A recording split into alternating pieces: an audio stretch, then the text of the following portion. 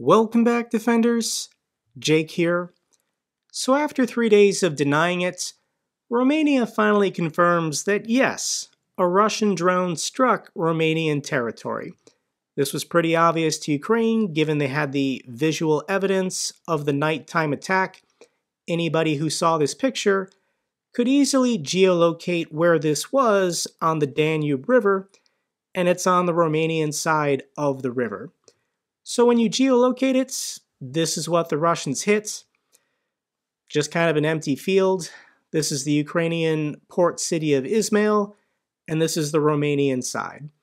And a Romanian news crew actually went out there to investigate the tree that the Russians hit.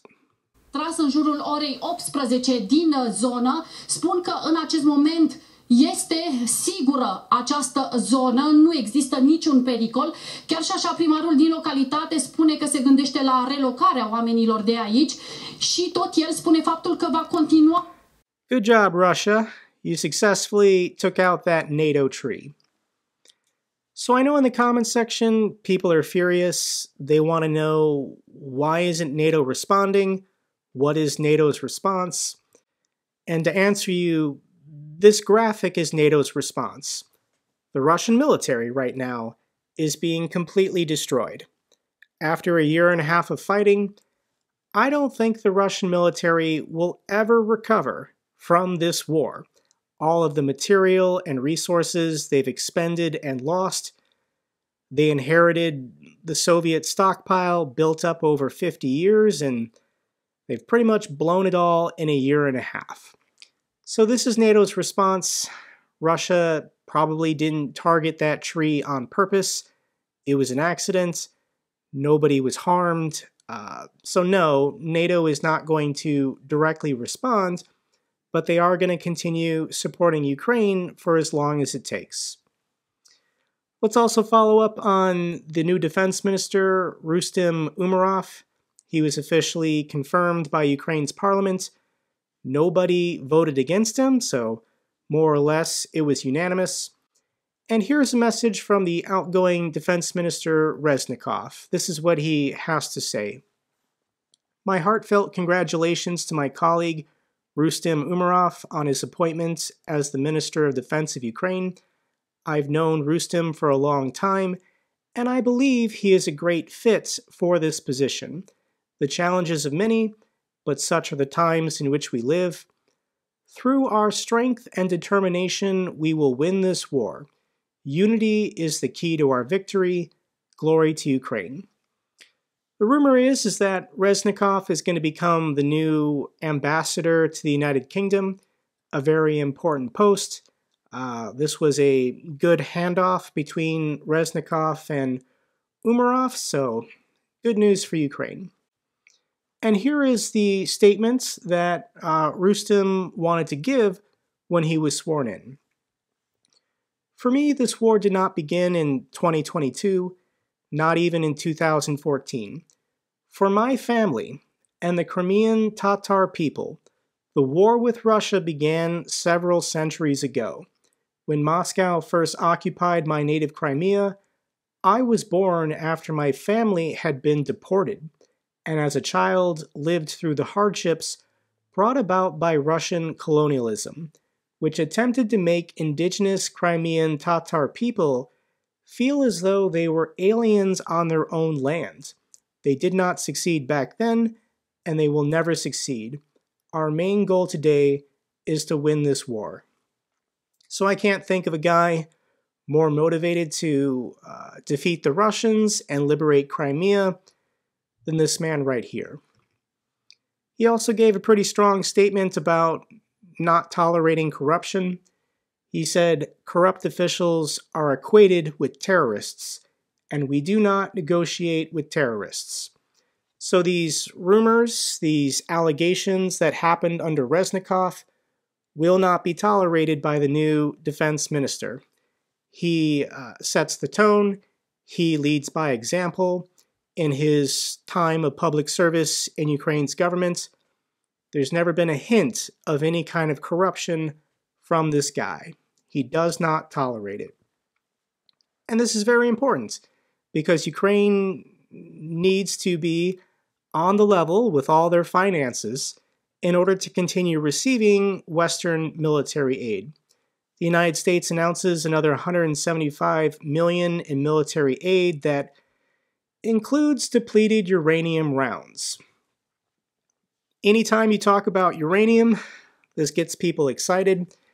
So let me give you the quick science behind why depleted uranium rounds are not a concern. Notice we're deliberately saying the word depleted. So in the Earth's crust, naturally occurring, there are two isotopes of uranium, 238 and 235. 235 is what is used in nuclear power and nuclear weapons. The depleted part is that we deliberately take out the 235 to use it in nuclear power and nuclear weapons. So the remaining is the 238. That is what is going into these artillery shells. Now, all uranium is radioactive. 238 is much more common, making up 99.2% of all uranium in the Earth's crust. 235 is only 0.7%. Now, 235 has a half-life of 700 million years, meaning it's more radioactive. 238 has a half-life of 4.5 billion years, meaning it decays slower. Where I'm going with this is, as long as you don't eat the uranium, you're fine. You're fine handling it, you're fine using it. The fact that Western countries like the United Kingdom and the United States are sending these depleted uranium shells, none of the soldiers are at risk, none of the civilians are at risk. Uranium is the densest element on the periodic table of elements, so it's effective as a bullet. It's effective as a weapon. That's why they're being sent to Ukraine. If there's jump cuts in this video, guys, it's because I was about to cough. I'm still battling my head cold, but we're going to power through today's video. U.S. Secretary of State Blinken announces another $1 billion in new military aid during visit to Kyiv. Secretary Blinken went to Kyiv and met with Foreign Minister Kuleba, and they decided to get a snack at McDonald's. This because of my doctor advice, but I have the same. But I cannot. I think a cheat meal is something that she will forgive me with you. Once at least. Yeah. Okay. We had where I used to live in Washington. We had a McDonald's around the corner. Very good breakfast sandwich. When I was a student, my best hamburger. So Kuleba was saying his doctor doesn't want him eating fast food, but she'll probably forget him for this one cheat meal. Now, is McDonald's the best food? Of course not, but McDonald's is a symbol of Western and foreign outside capital and investment coming into the country of Ukraine. If Western companies have faith in the Ukrainian government to operate their businesses in Ukraine, this generates jobs, this generates tax revenue, so this is why Secretary of State Blinken and Kuleba chose to go to McDonald's to once again give confidence to Western corporations that they should continue operating in Ukraine, they should return to Ukraine, they should support Ukraine by generating jobs and paying taxes. So here's the reaction from Jay in Kyiv. He's a Ukrainian. He states, Blinken pops into town, drops off $1 billion to crush Russian barbarian skulls, takes Kuleba over to McDonald's. God bless America. Here's an interesting graphic from Ukraine Battle Map showing the amount of military aid provided by the United States to Ukraine since the beginning of the war. A huge surge in January and February when Russia was attacking Ukraine's energy grid, but people noticed that in the month of August, it was only $450 million in military aid. So with the fiscal year ending at the end of September, the United States still has $5.75 billion worth of military aid allocated by Congress to give to Ukraine. I do think that $1 billion that Blinken announced is probably subtracted from this. So why, with only, let's say, 24 days left in the fiscal year, does the United States still have so much money to give? And I think the Pentagon is waiting for Congress to pass the funding bill for another year. Currently making its way through Congress is a $24 billion military assistance package for Ukraine. $24 billion is basically $500 million a week for the next fiscal calendar year. So here's a strong statement from Republican Minority Leader Mitch McConnell. Mitch McConnell says there's no excuse not to support Ukraine militarily for another year. So how this is politically going to work is the Senate is going to pass it first. $24 billion. There's strong bipartisan support. I think it'll probably get around 80 or 82 votes. Then with the House, all Speaker McCarthy has to do is schedule a vote. He doesn't even have to vote for it. There's enough members in both parties in the House of Representatives where a military funding bill for $24 billion will be passed, and that will fund the war through next September or October. So I'm optimistic this is going to happen in the next 3 weeks. Everyone cross your fingers. If you enjoy calling or writing your representatives, let them know to support this bill. So the Russians are furious because they're losing this war. Secretary of Blinken gets to visit Kyiv whenever he wants and can order McFlurries. So the Russians decided to blow up a local market in a city in Donetsk. 16 killed from a Russian strike. The moment of impact is caught on video. I'll link it down below if you want to see it. It's horrific. For a report on site, this is Radio Liberty correspondent Sergei Gorpentenko. Близько 14-ї години російські війська обстріляли один з ринків Костянтинівки. Боєприпас прилетів сюди тоді, коли було якраз дуже багато покупців. Попередньо відомо про 16 загиблих. Пролетел снаряд и упал тут. Все люди побежали. Испуг начался. Загорелись машины, загорелись ларьки.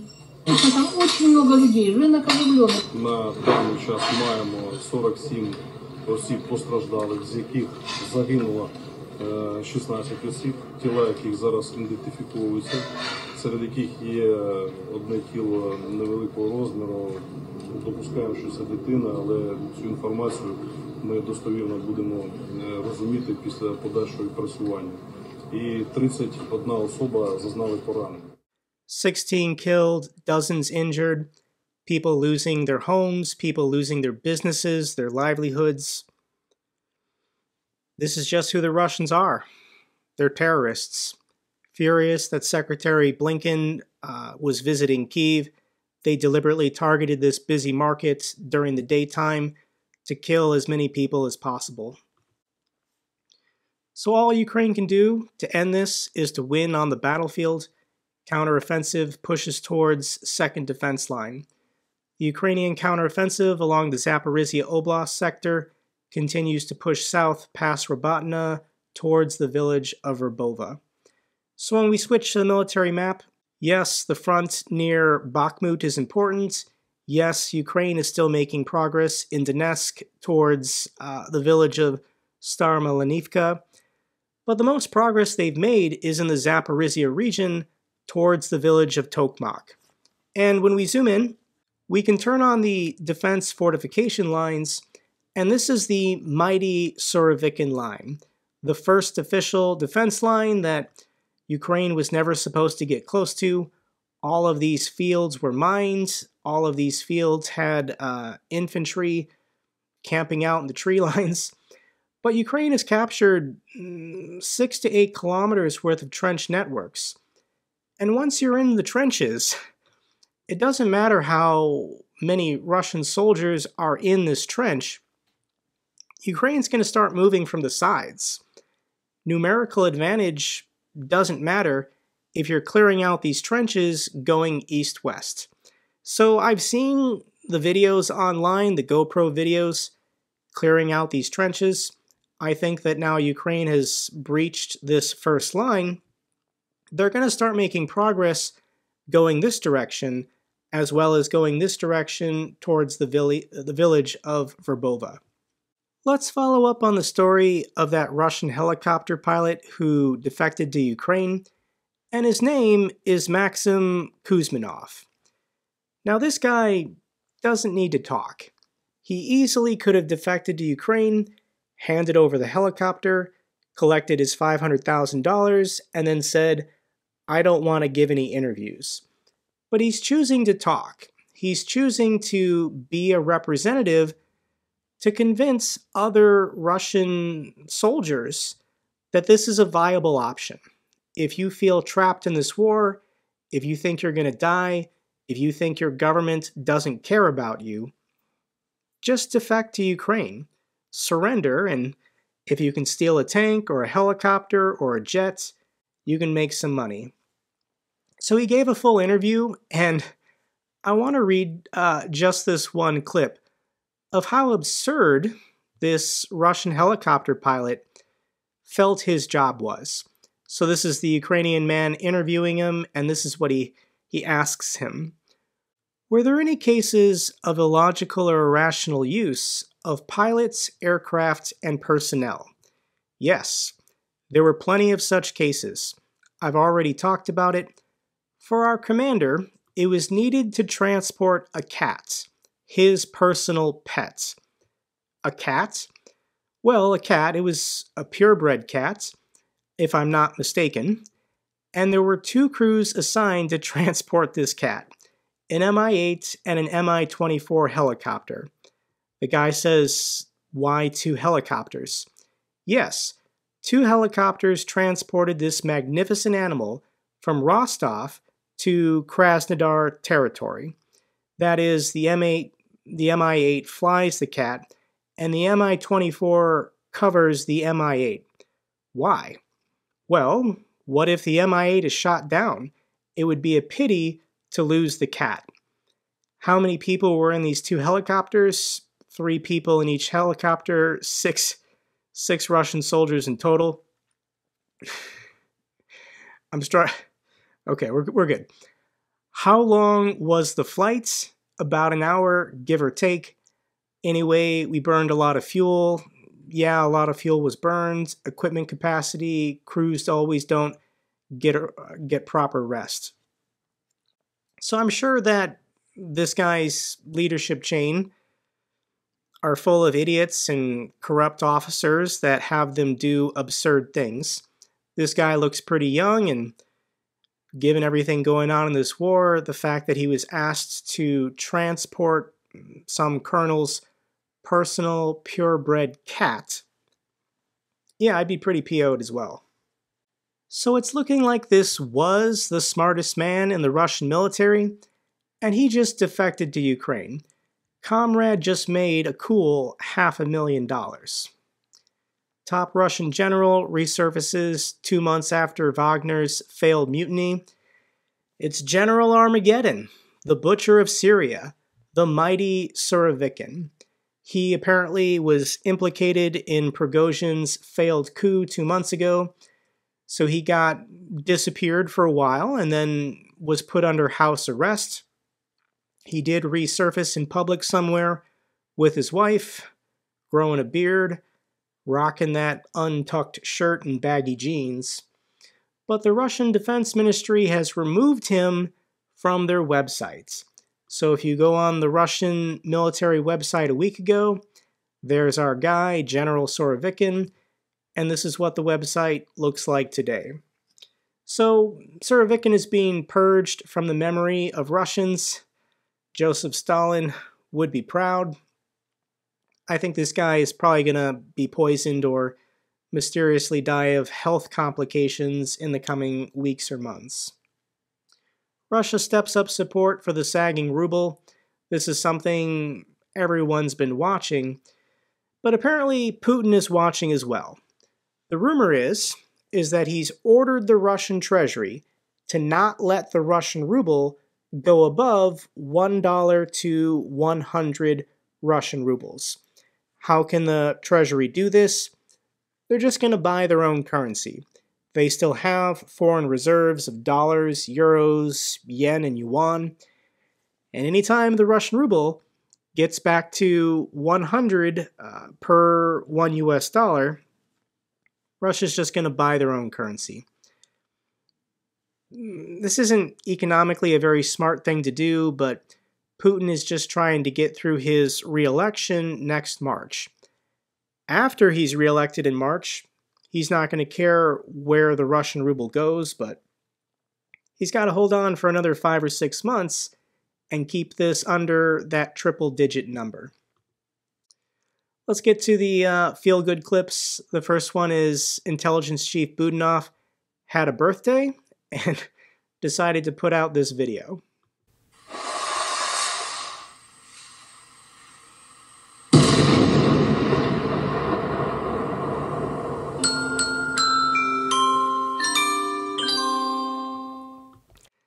I love this guy. Final feel-good clip I have for you is Secretary Blinken in Kyiv, and he got to meet up with Patron, the Ukrainian bomb-sniffing dog. First of all, you have to trying to establish friendship with him. That helps.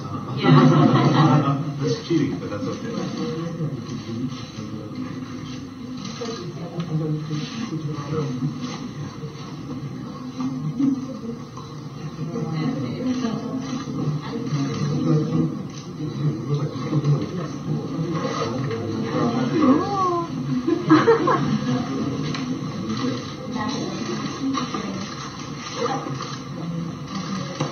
Please.